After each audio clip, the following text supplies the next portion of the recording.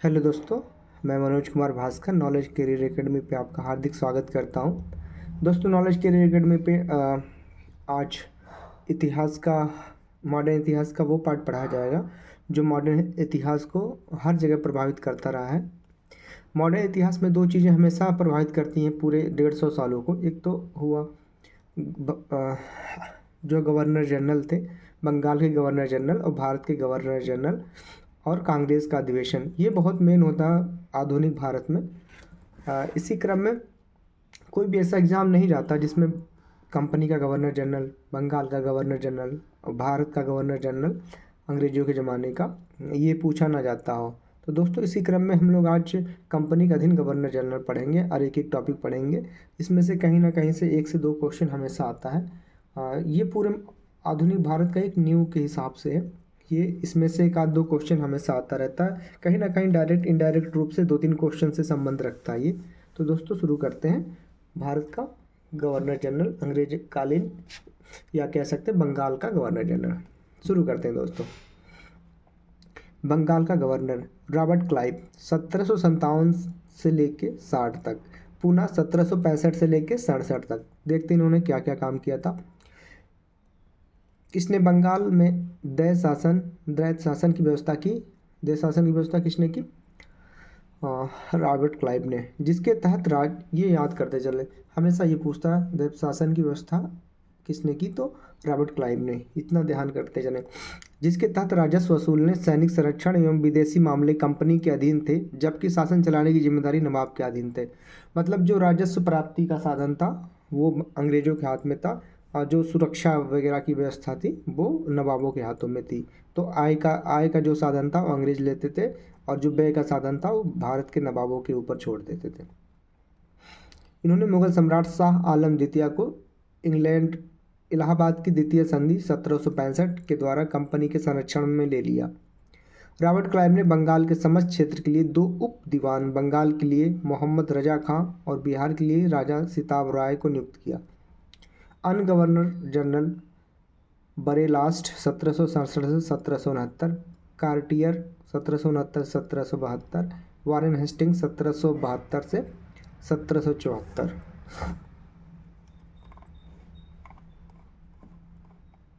देखते हैं दोस्तों। कंपनी का अधीन गवर्नर जनरल रेगुलेटिंग एक्ट 1773 के अनुसार बंगाल के गवर्नर को अब अंग्रेजी क्षेत्रों का गवर्नर जनरल कहा जाने लगा, जिसका कार्यकाल 5 वर्षों का निर्धारित किया गया। मद्रास एवं बम्बई के गवर्नर को इसके अधीन कर दिया गया। इस प्रकार भारत में कंपनी के अधीन प्रथम गवर्नर जनरल वारेन हेस्टिंग्स 1774 से 1785। वारेन हेस्टिंग्स 1750 में कंपनी के एक क्लर्क के रूप में कलकत्ता आया था और अपनी कार्यकुशलता के कारण कासिम बाजार का अध्यक्ष, बंगाल का गवर्नर एवं कंपनी का गवर्नर जनरल बना।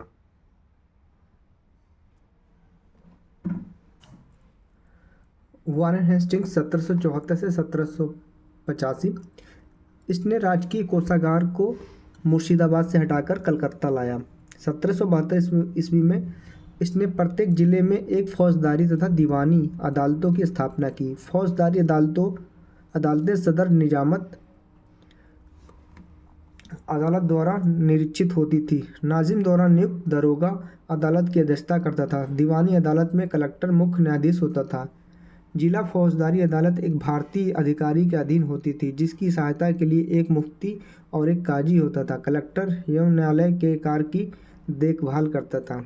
कलकत्ता में एक सदर दीवानी अदालत और एक सदर फौजदारी अदालत की स्थापना की गई। सदर दीवानी अदालत में कोलकाता काउंसिल का सभापति और उसी काउंसिल के 2 सदस्य रायन और मुख्य कानूनगो की सलाह से न्याय करते थे।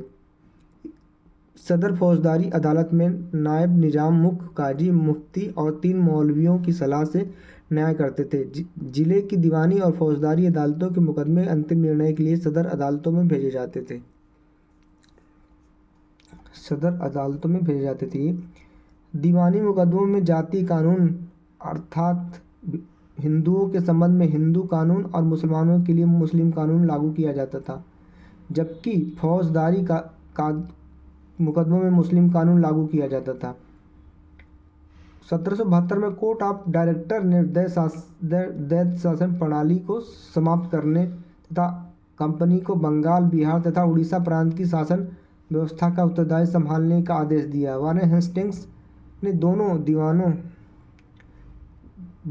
उप दीवानों मोहम्मद रजा खान तथा राजा सिताब राय को पद से हटा दिया। अब देखते हैं आगे। हेस्टिंग्स ने नवाब की देखभाल के लिए मीर जाफर की विधवा मुन्नी बेगम को उसका संरक्षक नियुक्त किया। 1775 में मुन्नी बेगम को हटाकर मोहम्मद रजा खां को नवाब का संरक्षक नियुक्त किया गया।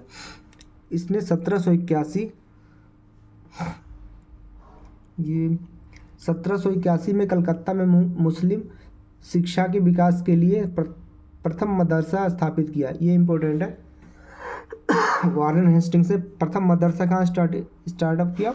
कलकत्ता में मुस्लिम शिक्षा के लिए प्रथम मदरसा स्थापित किया 1781। ये याद रखें, 1781 प्रथम मदरसा वारेन हेस्टिंग्स। इसके जस्ट नीचे भी बहुत इंपॉर्टेंट, ये 3 लाइनें बहुत इंपॉर्टेंट है वारेन हेस्टिंग्स की।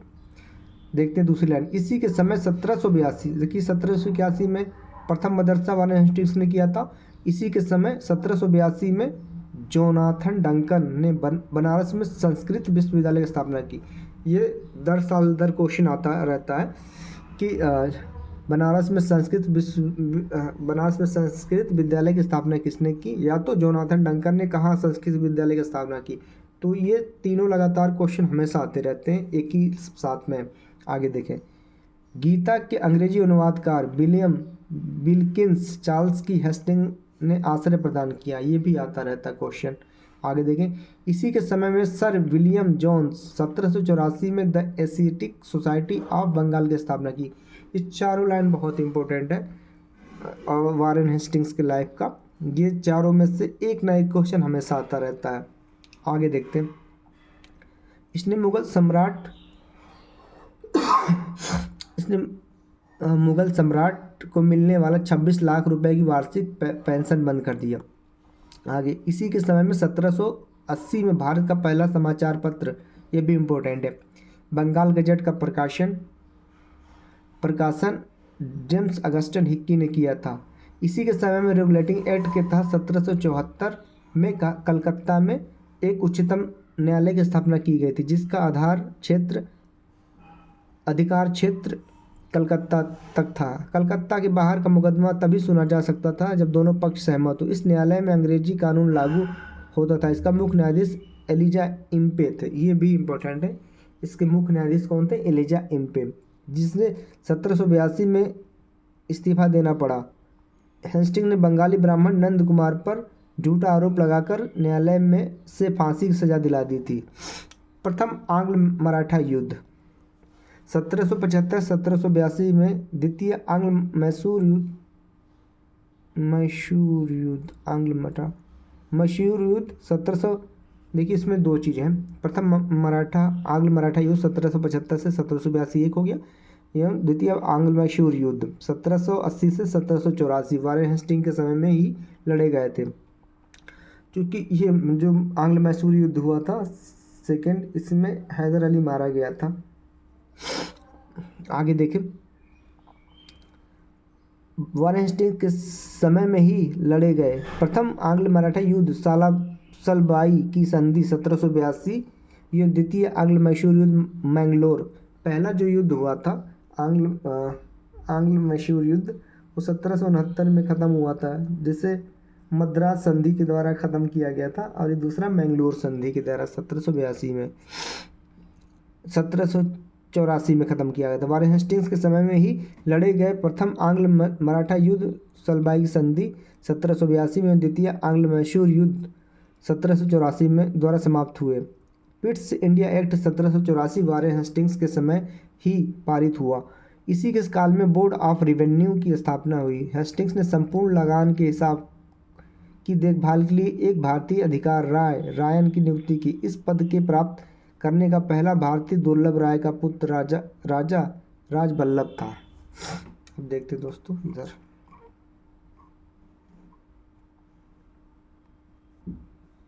स्पष्ट दिखाई दे रहा है बिल्कुल। पिट्स इंडिया एक्ट 1784, यहाँ देखें ऊपर, 1784 में विरोध में इस्तीफा देकर वारेन हेस्टिंग्स फरवरी 1785 में इंग्लैंड पहुंच गया।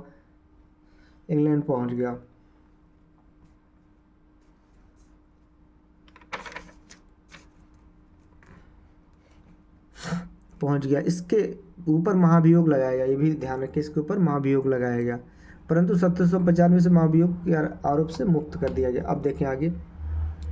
1786 हेस्टिंग्स के जाने के पश्चात लगान परिषद का पुनर्गठन किया गया और एक नवीन अधिकारी मुख्य सारिस्तादात की नियुक्ति की गई, जिसका कार्य सभी कानूनों के कागजों को देखभाल करना था। इस पद पर प्रथम नियुक्ति जेम्स ग्रांट की हुई थी। किसकी नियुक्ति हुई थी? जेम्स ग्रांट की। सुरक्षा प्रकोष्ठ की नीति ring fence policy Warren Hastings से संबंध था। ये बहुत इंपॉर्टेंट है। रिंग फेंस पॉलिसी किसकी देन थी? इतना याद रखें, हिंदी में तो नहीं ध्यान आता, लेकिन रिंग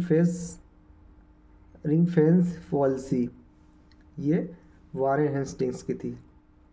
आगे देखें। सर जॉन मैकफर्सन, इनका कार्यकाल 1785 से लेकर 1786 के।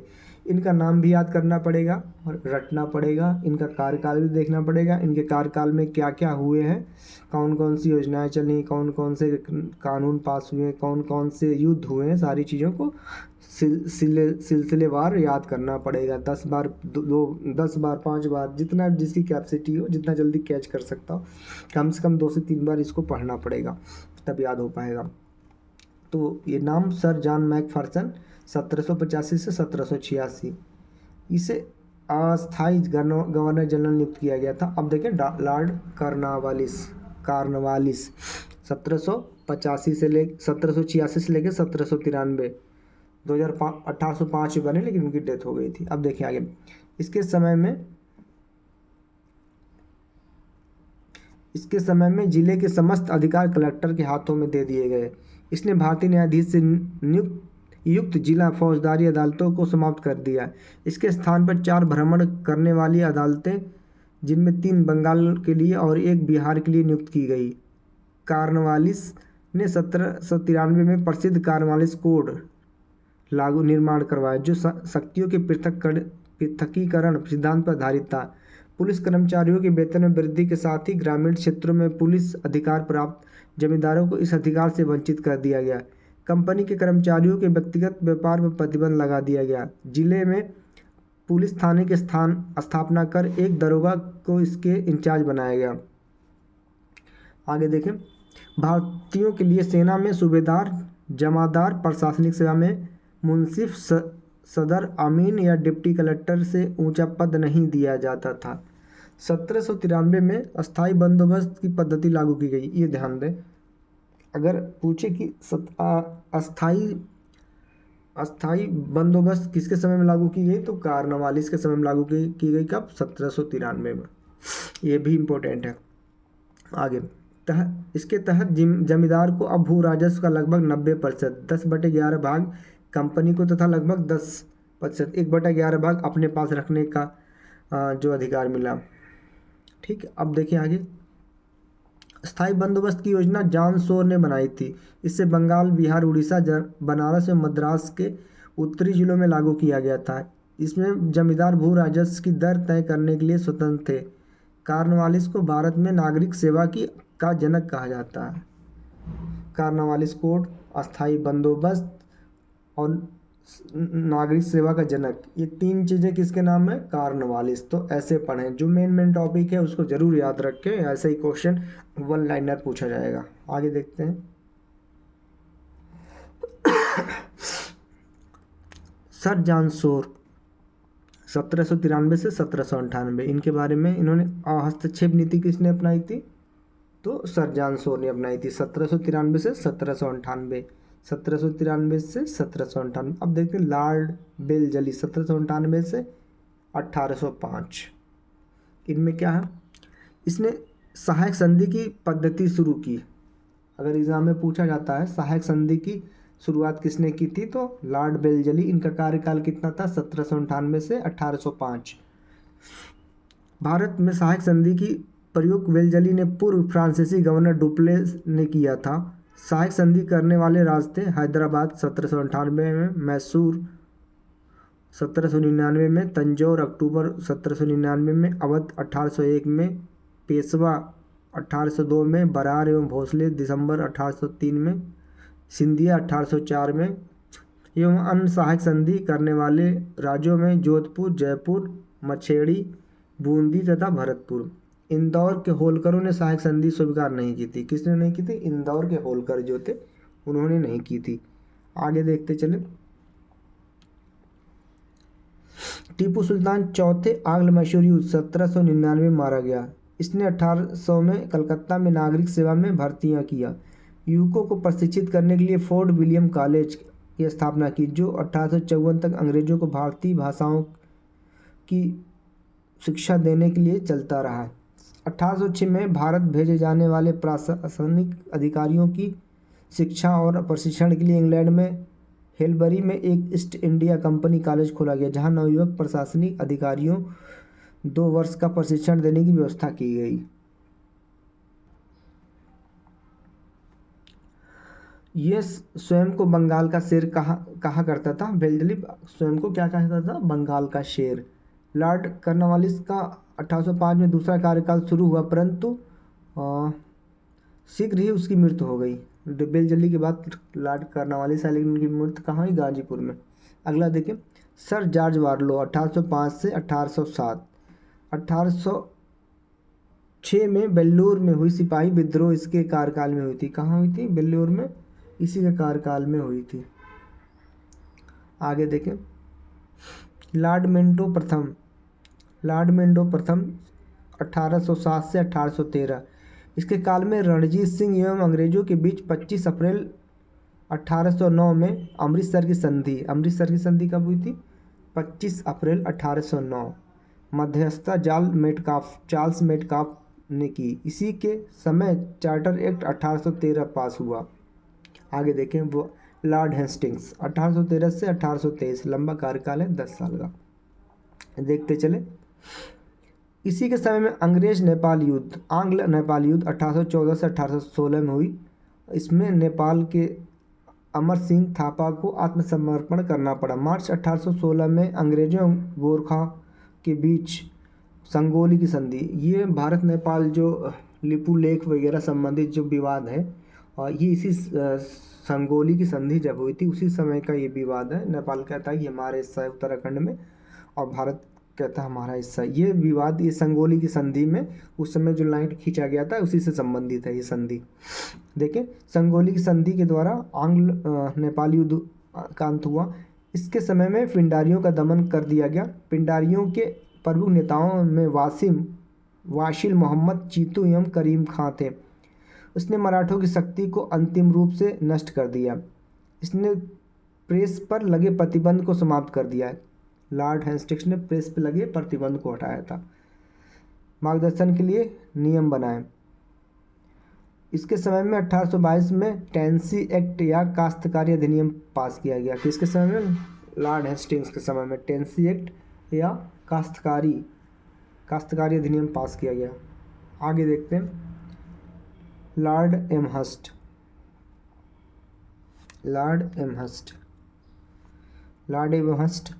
इसके समय में प्रथम आंग्ल बर्मा युद्ध 1824 से 1826 में लड़ा गया। 1826 में बर्मा एवं अंग्रेजों के बीच यांडबू की संधि हुई। 1824 में बैरकपुर का सैन्य विद्रोह भी इसी के समय में हुआ था। कहाँ हुआ था? बैरकपुर का सैन्य विद्रोह हुआ था। अब देखिए, लॉर्ड विलियम बेंटिंग। अच्छा, ये लॉर्ड एमहर्स्ट का कार्यकाल 1823 से 1828 तक था। आगे देखिए, लॉर्ड विलियम बेंटिंग 1828 से 1835। देखते हैं इनका कार्यकाल में क्या क्या हुआ। 1803 में मद्रास का गवर्नर था।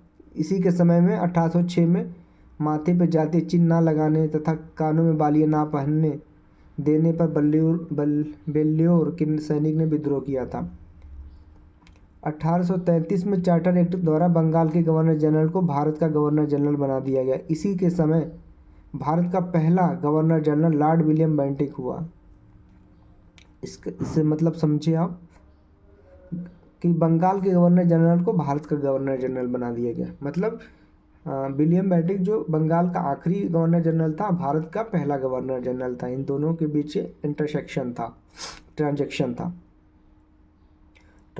था, ट्रांस जो दोनों के मध्य क्षेत्र होता है कि एक आदमी दो क्षेत्रों का मिला जुला असर था।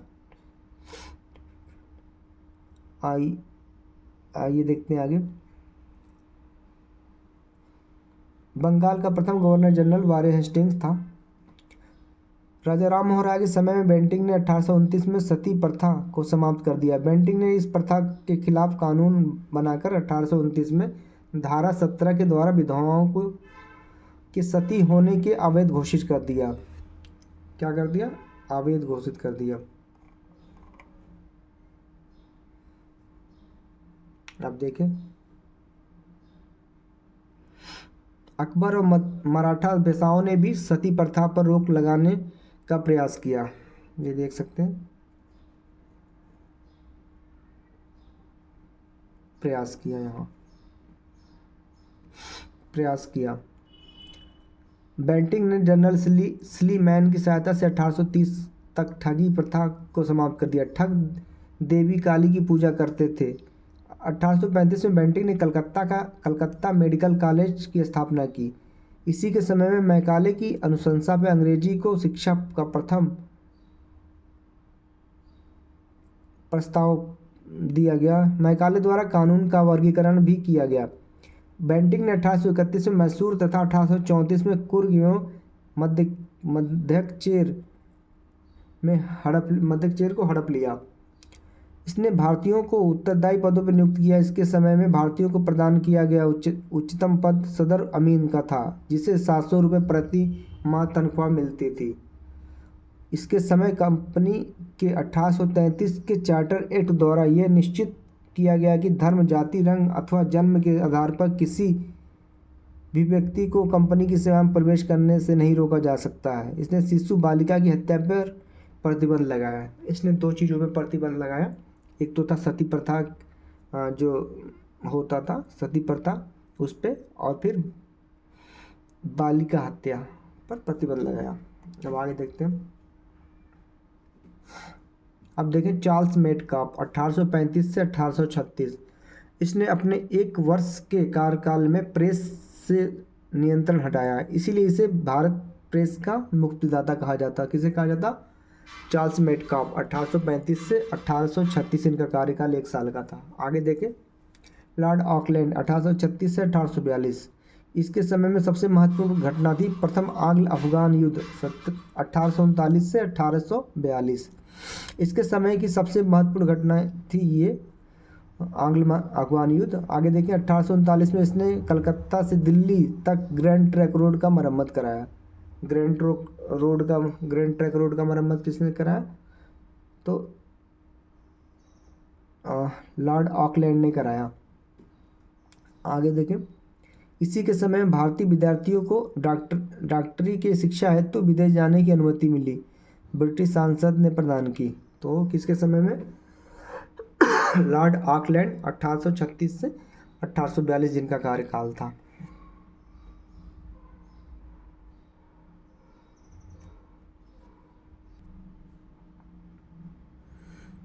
आगे देखें, लॉर्ड एलिनबरो 1842 से 1844।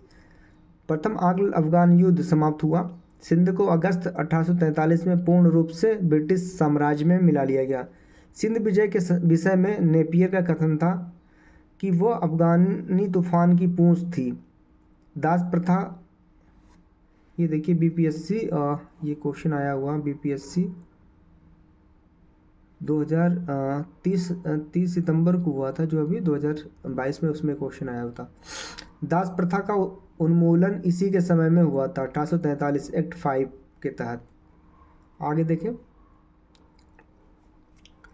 रविवार छुट्टी की शुरुआत 1843 में शुरू की गई थी। इसके समय में कौन थे? लॉर्ड एलिनबरो 1842 से 1844। अब देखते हैं लॉर्ड हार्डिंग्स 1844 से 1848। इसके काल की सबसे महत्वपूर्ण घटना थी प्रथम आंग्ल सिख युद्ध 1845 से 1846। इसमें अंग्रेज विजयी हुए। इसने नरबलि प्रथा पर प्रतिबंध लगाया। अब देखिए 3 प्रतिबंध हो गया, सती प्रथा पे 1829 में, फिर उसके बाद में शिशु वध पे, फिर अब क्या है, अब नर बलि पे प्रतिबंध लगाया किसने, लॉर्ड हार्डिंग्स ने। अब देखिए लॉर्ड डलहौजी, इनका कार्यकाल बहुत बड़ा है। द्वितीय आंग्ल सिख युद्ध 1848 से 1849 में, इनका कार्यकाल है डलहौजी का 1848 से 1856। द्वितीय आंग्ल सिख युद्ध 1848 से 1849 में, तथा पंजाब का ब्रिटिश शासन में विलय 1849 में। जगत प्रसाद सिख राज का प्रसिद्ध हीरा कोहिनूर महारानी विक्टोरिया को भेज दिया। द्वितीय आंग्ल सिख युद्ध के दौरान 3 युद्ध लड़े गए। प्रथम रामनगर का युद्ध 16 नवंबर 1848 अनिर्णित। दूसरा चिलियावाला का युद्ध 13 जनवरी 1949 अनिर्णित। तीसरा युद्ध गुजरात चिनाब नदी के किनारे नामक स्थान पर 12 मार्च 1849 को हुआ, जिसमें सिख बुरी तरह पराजित हुए। मतलब 2 युद्ध में अनिर्णित रहा, तीसरे युद्ध में जो है अंग्रेज विजय हुए।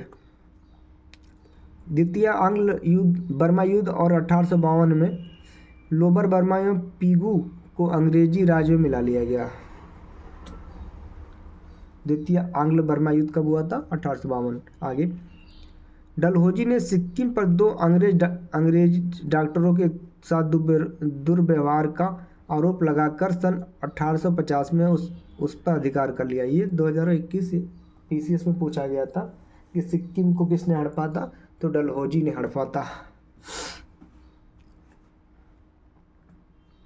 1852 में एक इनाम कमीशन की स्थापना की गई। इसका उद्देश्य भूमि का रहित जागीरों का पता करके उन्हें छीनना था। डलहौजी के शासन काल इसके व्यापकगत नीति डॉक्ट्रिन ऑफ लैप्स के कारण अधिक याद किया जाता है। इस नीति के तहत अंग्रेजी साम्राज्य में विलय कर लिया गया। सर्वप्रथम 17 1848 ये 17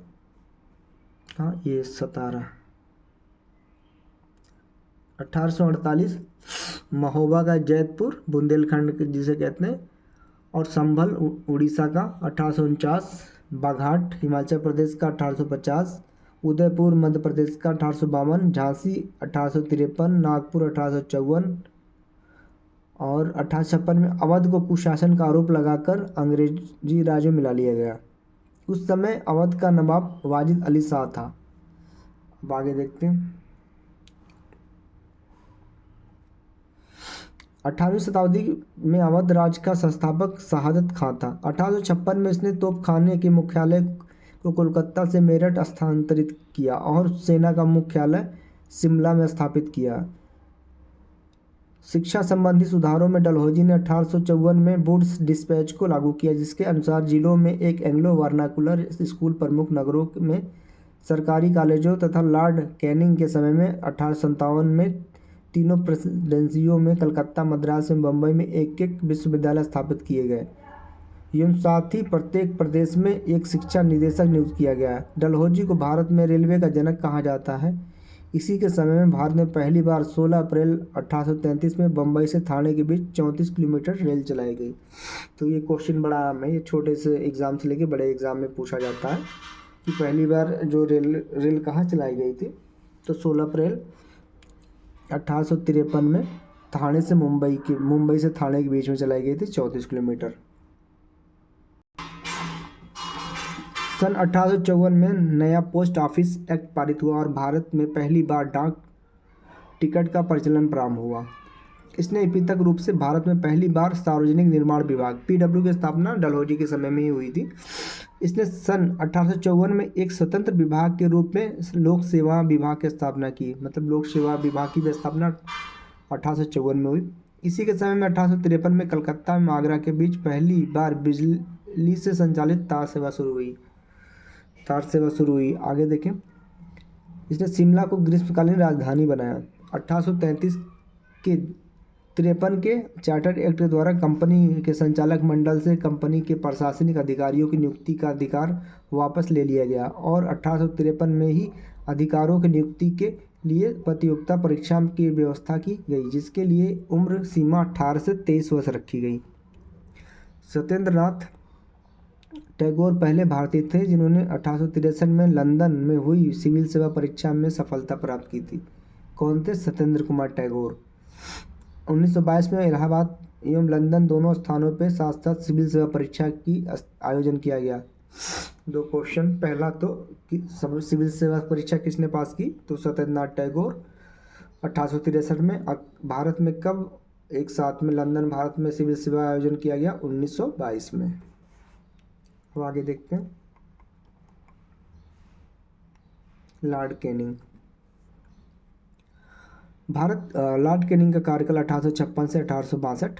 यह भारत में कंपनी द्वारा नियुक्त अंतिम गवर्नर जनरल तथा ब्रिटिश सम्राट के अधीन नियुक्त भारत का प्रथम वायसराय था। ये भी दोनों में भारत का अंतिम गवर्नर जनरल और कंपनी के अधीन प्रथम वायसराय कौन था? Lord Canning. कार्यकाल 1856 से 1862। कार्यकाल जरूर याद रखें नाम के साथ में, इनकी घटनाएं क्या क्या हुई इन्हें भी। आगे देखें, इसके समय की सबसे महत्वपूर्ण घटना थी 1857 की ऐतिहासिक विद्रोह। इसी की विद्रोह के बाद प्रशासनिक सुधार के अंतर्गत भारत का शासन कंपनी के हाथों में सीधे ब्रिटिश सरकार के नियंत्रण में चला गया। आगे, कैनिंग के समय में 1861 में उच्च न्यायालय अधिनियम बनाया गया, जिसके अनुसार पुरानी सुप्रीम कोर्ट और सदर अदालतों को समाप्त कर दिया गया तथा कलकत्ता, मद्रास और मुंबई में एक एक उच्च न्यायालय की स्थापना की गई। कहाँ पे उच्च न्यायालय की स्थापना की गई? कलकत्ता, मद्रास और मुंबई में। ये 1862 की बात है जब ये की गई थी। और 1862 के बाद इलाहाबाद हाई कोर्ट जो था ये पहले आगरा में था। शायद 1866 में इसकी स्थापना की गई थी इलाहाबाद हाई कोर्ट की। आगे देखें, 1866 में आगरा, हाँ ये देखिए है, 1866 में आगरा में एक उच्च न्यायालय की स्थापना की गई थी, जिसे 1875 में इलाहाबाद हस्तांतरित किया है, इसमें हस्तांतरित किया गया था। कैनिंग के समय में ही 1856 में विधवा पुनर्विवाह, इनके समय में क्या था? विधवा पुनर्विवाह अधिनियम स्वतंत्र रूप से लागू हुआ। भारत में पहला कानून विधवा विवाह कलकत्ता में 7 दिसंबर 1856 को ईश्वरचंद्र विद्यासागर की प्रेरणा और देखरेख में संपन्न हुआ। 1856 में पैतृक संपत्ति से संबंधित जो कानून बनाया गया, उनके अनुसार यह निश्चित किया गया कि धन परिवर्तन करने पर किसी व्यक्ति को उसके पैतृक संपत्ति से वंचित नहीं किया जाएगा। आगे 1857 में कैनिंग के समय में ही महालेखा परीक्षक का सृजन हुआ। अब देखिए, जो आर्टिकल 148 से 151 के बीच में दिया हुआ कैग का, वो इसका सृजन कब हुआ था? कैनिंग के समय में हुआ था। महालेखा 1857 में महालेखा परीक्षक पद का सृजन। आगे देखें, किया गया, जो स्वतंत्रता के बाद में नियंत्रक एवं महालेखा परीक्षक कहलाया। आगे, भारत शासन अधिनियम 1858 के तहत मुगल सम्राट के पद को समाप्त कर दिया गया। मुगल सम्राट के पद को कब समाप्त किया गया? 1858 में। आगे, मैकाले द्वारा प्रारूपित दंड संहिता को 1858 में कानून बना दिया गया तथा 1859 में अपराध विधान संहिता लागू की गई। व्यापक सिद्धांत डॉक्ट्रिन ऑफ लैप्स यानी राज्य विलय की नीति को समाप्त कर दिया गया यहाँ पे। आगे, 1861 में इंडियन काउंसिल एक्ट पारित हुआ तथा पोर्टफोलियो प्रणाली लागू की गई। कब? 1861 में। आगे देखें, लॉर्ड एल्गिन 1862 से 1863, इसने बहावी आंदोलन का दमन किया। 1863 में धर्मशाला हिमाचल में इसकी मृत्यु हो गई। इसका कार्यकाल बहुत कम था। बहावी आंदोलन का दमन किया था इसने। लॉर्ड लॉरेंस 1864 से 1869। 1865 में भूटान ने ब्रिटिश सम्राट पर आक्रमण किया। भूटान ने ब्रिटिश सम्राट पर आक्रमण किया। अफगानिस्तान के संबंध में इसने हस्तक्षेप की नीति अपनाई, जिसे शानदार निष्क्रियता के नाम से जाना जाता है। शानदार निष्क्रियता के नाम से कौन जाना जाता है? Lord Lawrence. आगे देखें, इसी के समय में उड़ीसा में सन 1866 में तथा बुंदेलखंड में राजपूताना में 1868 से 69 में भीषण अकाल पड़ा। इसने हेनरी कैंपबेल के नेतृत्व में एक अकाल आयोग का गठन किया। किसके नेतृत्व में हेनरी कैंपबेल के नेतृत्व में। आगे देखिए सन 1865 में इसके द्वारा भारत एवं यूरोप के बीच प्रथम समुद्री टेलीफोन सेवा शुरू की गई। कब? 1865 में। अब देखें लॉर्ड मेयो, ये आगे लॉर्ड मेयो। लॉर्ड मेयो ने अजमेर में 1872 मेयो कॉलेज की स्थापना की। अब की थी 1872 में। इसने 1872 में एक कृषि विभाग की स्थापना की। कृषि विभाग की स्थापना 1872 और मेयो कॉलेज की स्थापना 1872। आगे एक अफगान शेर अली अफरीदी ने 8 अगस्त 1872 में इसको चाकू मार के हत्या कर दी। भारत में अंग्रेजों के समय में प्रथम जनगणना 1872 में शुरू हुई थी मेयो के कार्यकाल में। देखिए ये भी बीपीएससी में पूछा गया था। री एग्ज़ाम 30 सितंबर को हुआ था। ये देखिए ये पूछा गया था, ये लिखा है 30 सितंबर 2022 को बीपीएससी 67 री एग्ज़ाम। आगे देखें नॉर्थ ब्रुक 1872 से 1876। देखते चलें। ये एक प्रसिद्ध उपन्यासकार निबंध सॉरी ये कैंसिल हो गया। नॉर्थ ब्रुक, हाँ ये लॉर्ड नॉर्थ ब्रुक 1872 से 1876। इसके समय बंगाल में भयानक अकाल पड़ा। इसने बड़ौदा के मल्हार राव गायकवाड़ को भ्रष्टाचार के आरोप में पदच्युत कर मद्रास भेज दिया। लॉर्ड नॉर्थ ब्रुक ने यह घोषणा की कि मेरा उद्देश्य करों को हटाना तथा अनावश्यक वैधानिक कार्रवाई को बंद करना है। पंजाब का प्रसिद्ध कूका आंदोलन इसी के समय में हुआ था। इसी के समय में सुएज नहर खुल जाने से भारत एवं ब्रिटेन के बीच व्यापार में वृद्धि हुई थी। 2 काम हुआ था। जो सुएज नहर खुल गई थी तो इन्हीं के समय में, नॉर्थ ब्रुक के समय खुली थी, और कूका जो पंजाब का आंदोलन हुआ था वो इन्हीं के समय में हुआ था। आगे देखिए अब लॉर्ड लिटन।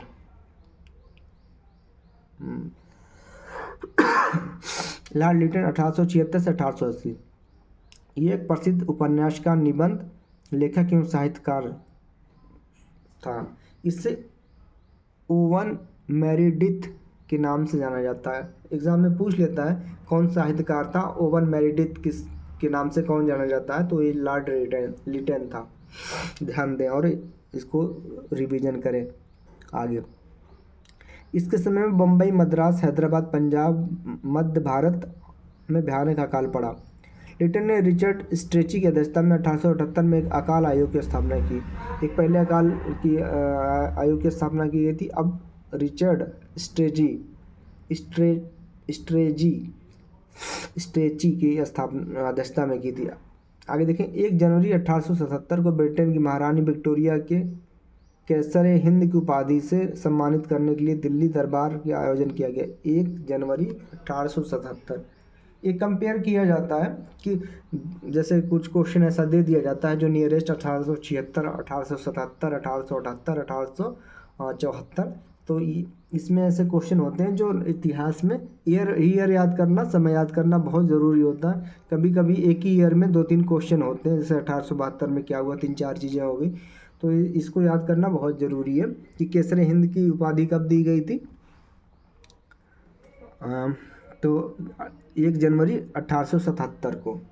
आगे देखें मार्च 1878 में लिटन ने भारतीय समाचार पत्र अधिनियम वर्नाकुलर प्रेस एक्ट पारित कर भारतीय समाचार पत्रों पे कठोर प्रतिबंध लगा दिया। तो समाचार पे प्रतिबंध किसने लगाया था, तो ये कौन था, लॉर्ड लिटन था।